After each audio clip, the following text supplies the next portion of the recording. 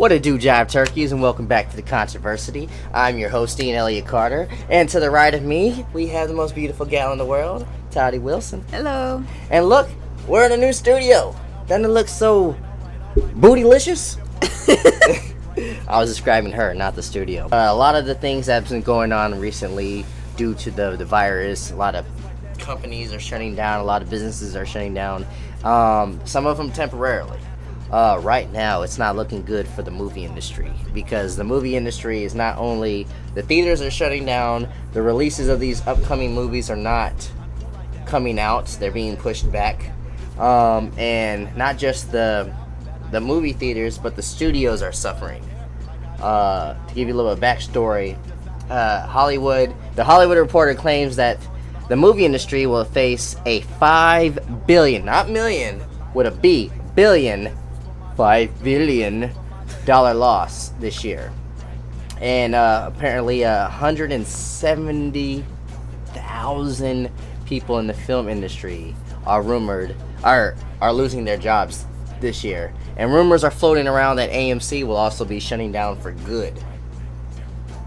That's a rumor. We'll touch on that in a little bit though. Okay. But yeah, how does that make you feel as a moviegoer and someone that's a fan of film? I mean, it makes me sad because, I love going to the movies. I love, it's a different experience that, you can't get when you're watching movies at home. But, yeah. How much does $5 billion really hurt Hollywood? In retrospect of the money that they have. Billion's a big number. People don't realize how much billion is. Billion's a huge number, and 5 of it?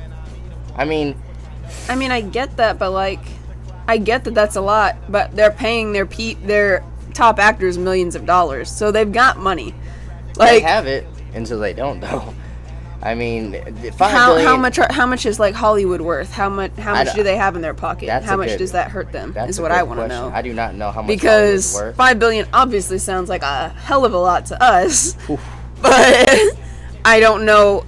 Obviously it's a loss no matter what. It's a huge loss for 1 year. No matter what, it's a huge loss. Yeah. But how much does that impact them is what I'm curious about. That's a good question. We have to know how much the studio is holding back with these monies, but that's still a lot of money regardless. And like I said, the rumors that AMC will be shutting down for good just because of how much because they were already kind of going downhill a little bit just because of the rise of streaming services and stuff like that. But there's John Campea thinks that the studios will eventually bail out the movie theater industry just because that is how they make their money. So, of course, if they're not going to play the movies because they're unable to, how is the studios going to make back the millions that they put into the movies that they put in? So right.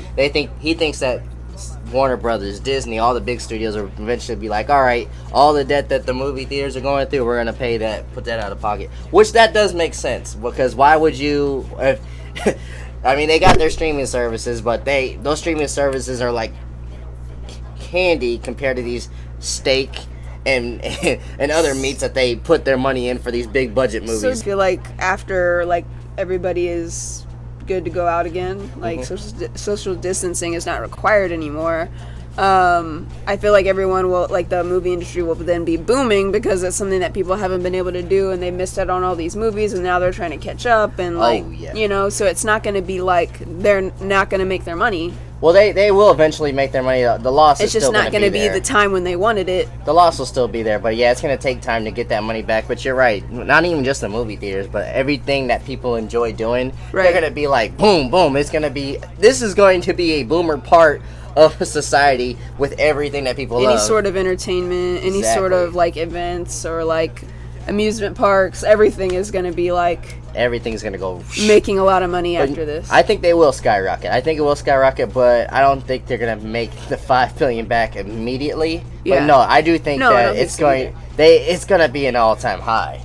For sure. When it comes to debut movies and stuff like that. Yeah. Shoot, I could see that immediately happening. I know I'm going to go to the movies. Yeah. I'm going to need something. I'm going to go crazy if I don't get out of this house. So, right. Yeah. One way to possibly not lose as much money as we are losing now is somebody pitched the idea to save the movie theater. Well, you're not going to get all your money back, but to save the industry a little bit, Bring back drive-in movies. Do you think drive-in movie theaters is the solution to possibly bringing some money, some revenue? It's not going to bring all the revenue, but some of that money lost while during this situation. We're all stuck in our cars, so we don't have to. We're still kind of social distancing while we're watching this movie. Do you think this could help? So you're saying that you would want it now while we are social distancing? Yeah.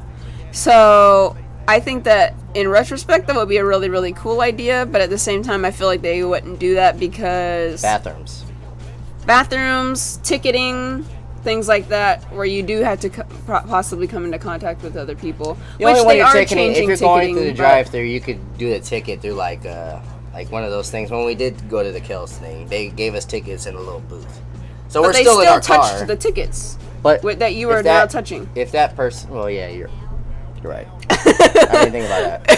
You're touching something that someone else touched. So I guess you're right. So a drive-in theater unless would not they did it all digital, which they could do it. They could do that. They could do it. If they get, will they do it? If you got your tickets online before you go to the theater, and then they just scan it real quick. Yeah, that could work. It could. That could work. So, drive-in theaters, do you think it can save the movie industry? The only flaw with this, I think, is the bathrooms. And they can't do concessions. Yeah, no, I don't care about that. Bring your own food. I don't care about the concession. That's true. That could work. It's cheaper anyway. The only thing that, I mean, the theater would lose a lot of money because of the concession, because that's where they make most of their money. But the industry would make their money back a little bit. But the bathroom situation might bring a flaw to it. Because people will have to go to the bathroom. And unless you have a bathroom in your car, you're going to have to leave your car. So, I mean, all the guys, they'd be able to figure it out. But us women would be stuck. Get a funnel. So, one thing before we move on, though, I do want to say that there was a conspiracy theory brought to me. And whenever I have a conspiracy theory on my show, I like to take a shot. You're drunk, okay? You're drunk. Give me your keys. And I'm drunk, so I'll give you my keys. Every single thing you told me was a lie. Of Hennessy and conspiracies.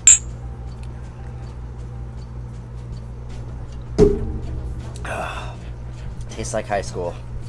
All right, so Bob Iger, the guy that was running Disney, the head honcho of all Disney, stepped down a little bit before the epidemic went crazy. He didn't step down before the epidemic, but when he stepped down, it wasn't as bad as it was now. Yeah. And now he gave it to somebody else, and then all this crap happened. Bob Iger is a great decision maker. He is the great decision maker. He's great financially. He's a genius. But it's very, very sketchy that he pulled out of Disney randomly. No, there was there was no plan. There was no plan. This came out of nowhere. Like, he never announced that he was retiring soon.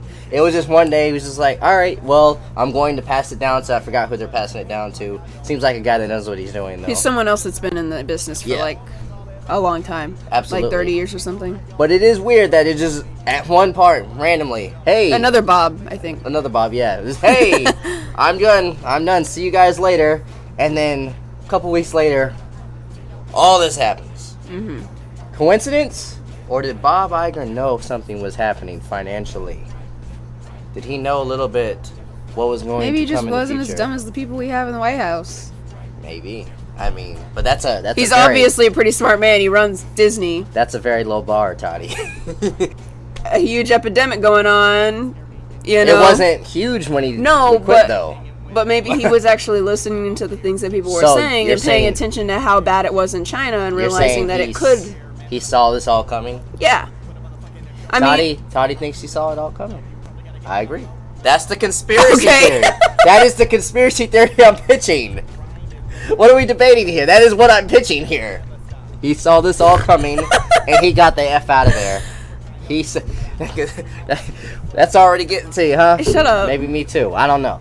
But he saw all this coming. He saw the movie industry going downhill. He saw the parks not being open. Yeah. And he said, Bob Iger, it's not going to be my money. It ain't going to be mine. I'm not going to be responsible for any debt. I'm out of there. But it is interesting how he did step down before it went crazy.